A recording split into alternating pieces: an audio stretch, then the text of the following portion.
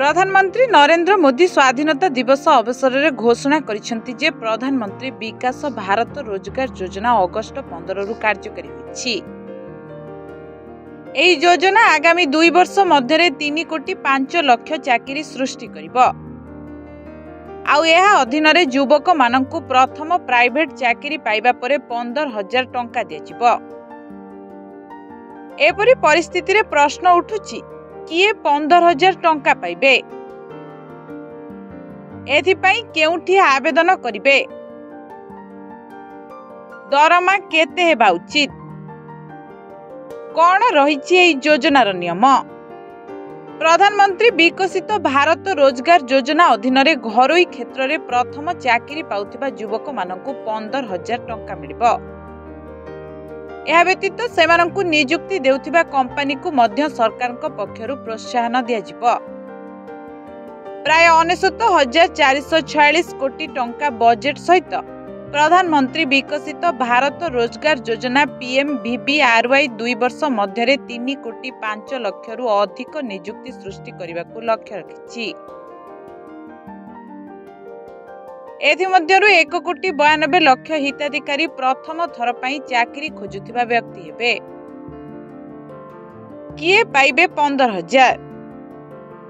एही योजना रे केवल सेही युवक माननकु 15,000 टंका दियाजिबो जे माने 1 अगस्त 2025 परे चाकरी रे जोग दैछंती।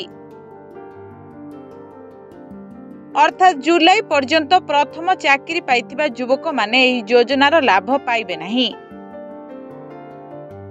एही योजना 31 जुलाई 2027 पर्यंत चाकरी पाई प्रयोज्य हेबो। अर्थात जदि आपण अगस्त 1 परे चाकरी पाइछंती किंबा पाइबाकु जाउछंती तेबे आपणकु निश्चिंत भाबरे 15,000 टंका मिलिबो।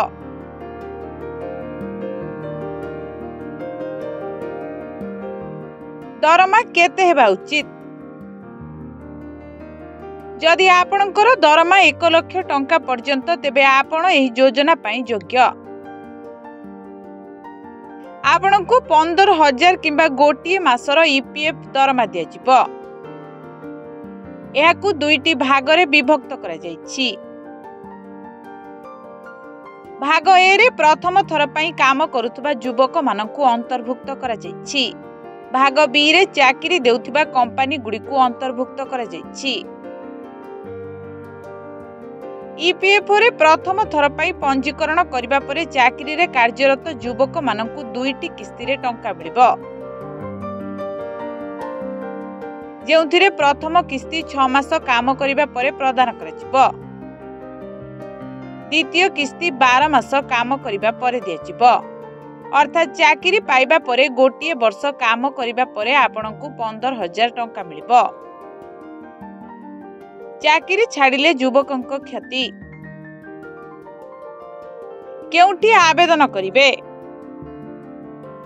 एही योजना रे शामिल हेबा पई आपनकु कोनोसी स्थान रे आवेदन करिबाकु पड़िबो नाही। जदि आपण चाकरी पांती एवं EPF रे पंजीकरण करंती तेबे आपण स्वयंचालित भाव रे योजना रे शामिल होई जिवे। एही आधार रे आपनकु 15,000 टंका दियाजिबो। एथि सहित नियुक्ति प्रदान करुथिबा कंपनी गुडीकु प्रत्येक नूतन कर्मचारी जहार दरमा 1 लाख टंका पर्यंत एवं जेउ माने अति कम रे 6 मास पई कंपनी रे काम करिसंती सेमानंक पई 2 वर्ष पई प्रति मास रे 3,000 टंका पर्यंत प्रोत्साहन मिलिबो। उत्पादन क्षेत्र रे चाकरी प्रदान करुथिबा कंपनी मानक पई एही प्रोत्साहन राशि तृतीय एवं चतुर्थ वर्ष पई मध्य जारी रहइबो। ब्यूरो रिपोर्ट ओडिशा संवाद। Boarding completed. Nurture. Discover. Fly with pride. TSG Gurukul, the ultimate home for your child.